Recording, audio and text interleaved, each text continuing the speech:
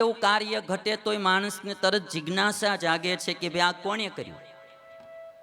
તમારી બારીનો એક કાચ ફૂટે ને તો ભી તરત કોઈ પૂછશે કે ભાઈ કોણે ફોડ્યો. નવું સર્જન નથી, ખાલી કાચ ફૂટે તો ભી લોકો પૂછશે કે ભાઈ આ કોણે ફોડ્યો. કોઈ ઘડો જોવો તમે એટલે તરત તમને એમ થાય કે આનો બનાવનારો કોઈ કુંભાર હોવો જોઈએ. કુંભાર વિના ઘડો થાય, કોઈ હોવો જોઈએ બનાવનાર. એમ ઓલ ઓવર આ 700 કરોડ માણસો વિચારે છે કે આટલું મોટું જગત, સૂર્ય, ચંદ્ર, પૃથ્વી, સાગર, પર્વત આ બધું છે તો આનો બનાવનારો કોણ? એમાં ઘણા અમુક એવું માને છે કે આ બધું કાળે કરીને થયા કરે છે. કોઈ એવું માને છે કે આ બધું કર્મે કરીને થાય છે. કોઈ એવું માને છે કે આ બધું કરનારી પ્રકૃતિ છે, પ્રકૃતિ હિ કર્ત્રી, પ્રકૃતિ આ બધું કર્યા કરે છે, માયાનું કાર્ય છે. પણ એ 700 કરોડમાં મોટા ભાગનો વર્ગ એવું માને છે કે આનો કરવાય સર્વોપરી. હવે તમને હું એક ચાર્ટ બતાવું, એ તમે જો તો આ ચાર્ટમાં જીવ બતાવવામાં આવશે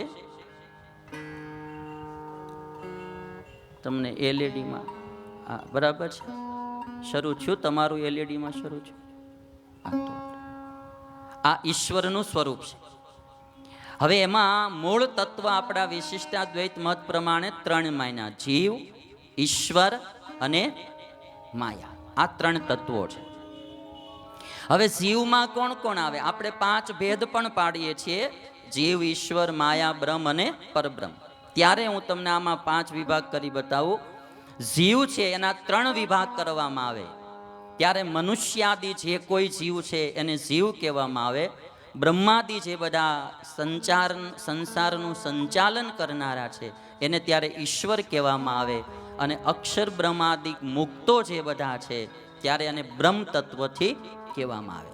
તો જીવ, ઈશ્વર અને માયા 3 તત્વ લઈએ તો જીવમાં મનુષ્યાદિ, બ્રહ્માદિ દેવો અને અક્ષર બ્રહ્માદિ મુક્તો આ બધા જીવ તત્વમાં આવે છે.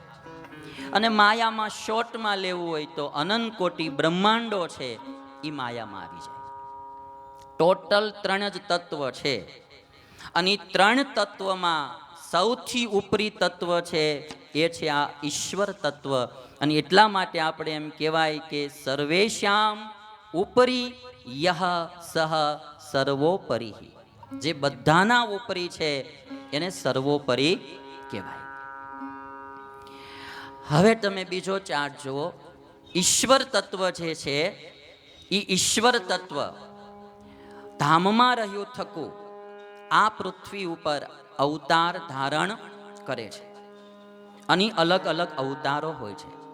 ક્યારેક અંશા અવતાર હોય, ક્યારેક આવેશા અવતાર હોય. પરશુરામ હતા તો એ આવેશા અવતાર કહેવાય. દત્તાત્રેય આદિ અંશા અવતાર કહેવાય. અને અમુક અવતારો પૂર્ણાવતારો કહેવાય. જે કોઈ ઈશ્વર તત્વમાંથી અવતારો થાય છે એ સર્વે અવતારો એમાંથી થાય છે. એટલા માટે એને કહેવામાં આવે અવતારી. અવતારાહ સંતિ યસ્ય સહ ઇતિ અવતારી. આ અવતારી તત્વ છે. વેદમાં વિશેષપણે આ અવતારી તત્વની વાતો કરવામાં આવી છે. પણ હવે પ્રશ્ન એ છે કે જીવાત્માને એ ઈશ્વર તત્વને પામવું છે, પણ જીવ માયાથી આવૃત છે અને ઈશ્વર માયાથી પર છે, એટલે બેયનો કોન્ટેક્ટ થતો નથી. જીવની દ્રષ્ટિ માયિક છે એટલે એ પરમાત્માને પર સ્વરૂપને જોઈ શકતો નથી. એટલે ભગવાન દયા કરી આ પૃથ્વી ઉપર અવતાર ધારણ કરીને આવે છે. એ મનુષ્ય જેવા થાય છે.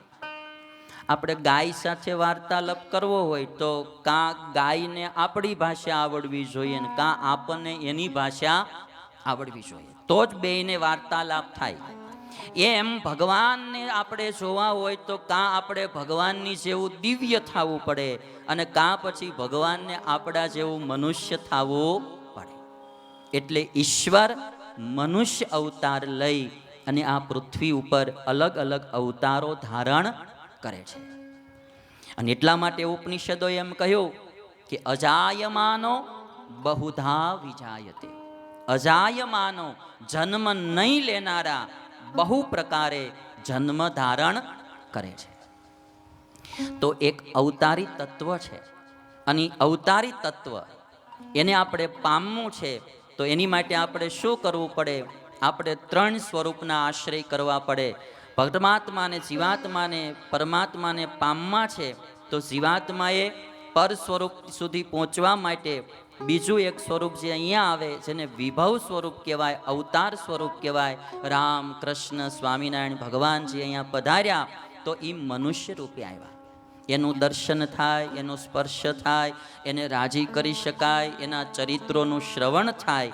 અને ત્રીજું આપણા માટે સ્વરૂપ આવે તો એ અર્ચા સ્વરૂપ આવે, જે ભગવાને મૂર્તિઓ મંદિરોમાં પધરાવી. આજે મંદિરોમાં મૂર્તિઓ પધરાવવામાં આવે એ અર્ચા સ્વરૂપ છે.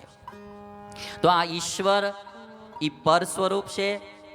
ભગવાન સ્વામિનારાયણ અહીંયા પધાર્યા એ અવતાર સ્વરૂપ હતું.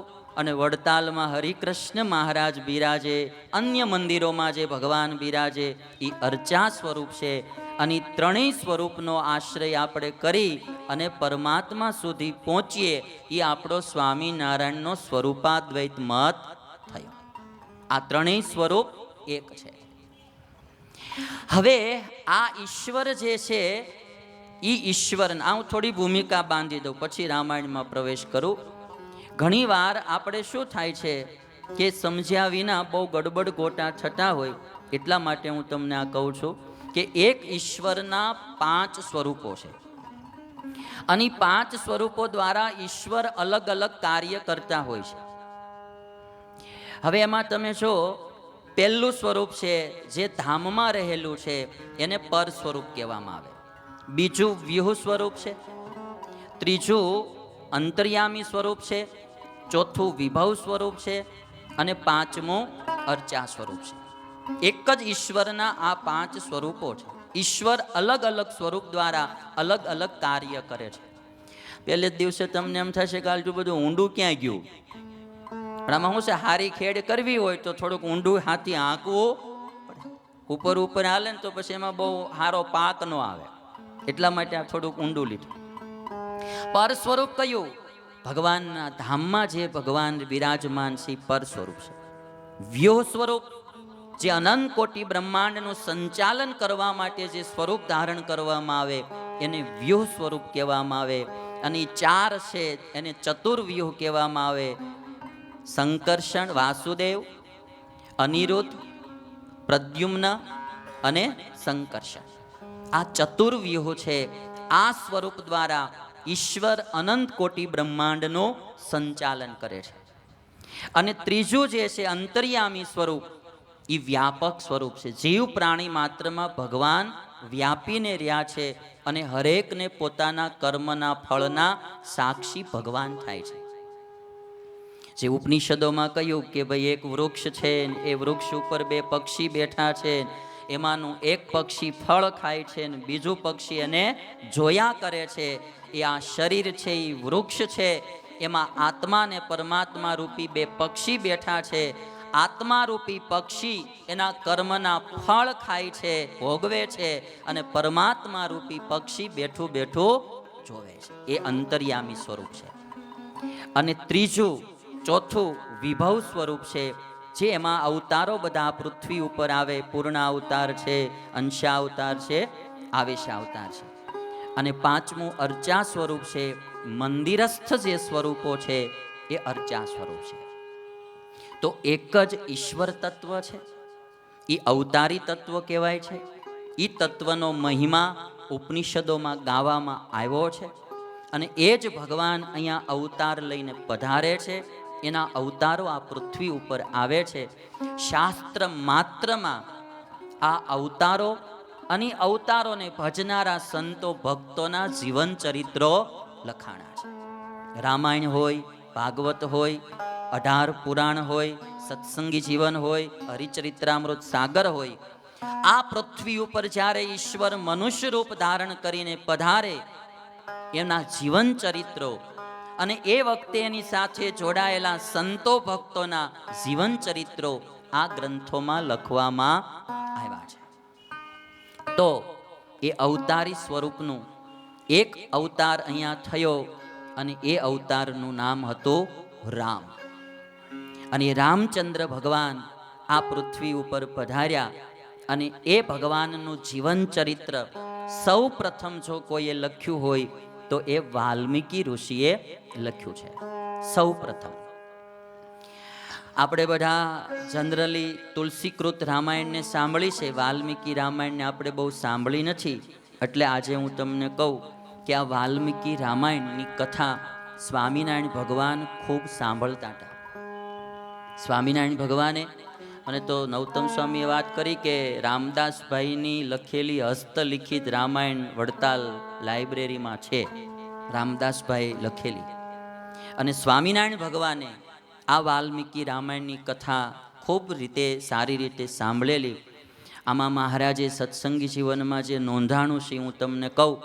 સ્વામિનારાયણ ભગવાન એમના આશ્રિતોને કહે છે, અજ્ઞાન તિમિરાંધાનામ દીપોયમ જ્ઞાન સિદ્ધિદઃ પુરાણ શ્રવણમ વિષ્ણોઃ ઔષધમ ભવરોગિણાં તસ્માત વ્યાસકૃતાનાં હિ પુરાણાનાં નિરંતરં શ્રવણં ભારતસ્યાપી કાર્યં રામાયણસ્ય ચ. સત્સંગી જીવનના શ્લોક છે. સ્વામિનારાયણ ભગવાન કહે છે કે અજ્ઞાન રૂપી અંધારાને દૂર કરવા માટે પુરાણ રૂપી દીવો પ્રગટ કરી એના દ્વારા અજ્ઞાન રૂપી અંધારાને દૂર કરો. અજ્ઞાન રૂપી અંધકાર છે એને દૂર કરવા માટે પુરાણોના શ્રવણ રૂપી દીવાને પ્રગટ કરી અને અંધારાને દૂર કરો. મહારાજ કહે છે માટે વ્યાસ ભગવાને કરેલા પુરાણો, મહાભારત અને રામાયણની કથા સાંભળવી. સ્વામિનારાયણ ભગવાને અમદાવાદમાં મંદિર બાંધવાની અને આ વાલ્મીકી રામાયણ છે લખાણી, એને તો મારા ખ્યાલ મુજબ લાખો વર્ષો થઈ ગયા. કારણ કે કળિયુગના 4,32,000 વર્ષ છે, દ્વાપરના 8,64,000 બ્રાહ્મણ રામનો મંત્ર જપવા માટે બેઠા. અને એમ કહેવાય છે કે રામનો મંત્ર જપતા જપતા એટલા વર્ષો ગયા કે એના ઉપર રાફડો થઈ ગયેલો. સંસ્કૃતમાં રાફડાને વલ્મીક કહેવામાં આવે. સંસ્કૃતમાં રાફડાને વલ્મીક કહેવામાં આવે. જે ઋષિએ એને સત્સંગ કરાવેલો, વર્ષો પછી ઋષિઓ આવ્યા અને રાફડો ફંફોળ્યો અને એમાંથી આ 12 આવ્યા. વલ્મીકે ભવ ઇતિ વાલ્મીકી, વલ્મીકમાંથી ઉત્પન્ન થયા, રાફડામાંથી ઉત્પન્ન થયા, એટલે પછી એનું નામ પડ્યો વાલ્મીકી. અને એ વાલ્મીકી સ્કંદ પુરાણમાં પ્રકારાંતરે પણ લખાણું છે કે વલ્મીક ઋષિને ત્યાં એમનો જન્મ થયેલો, એટલે એમને વાલ્મીકી કહેવામાં આવે છે. પણ આ રીતે એક લુટેરામાંથી એક ઋષિ વાલ્મીકી બન્યા છે.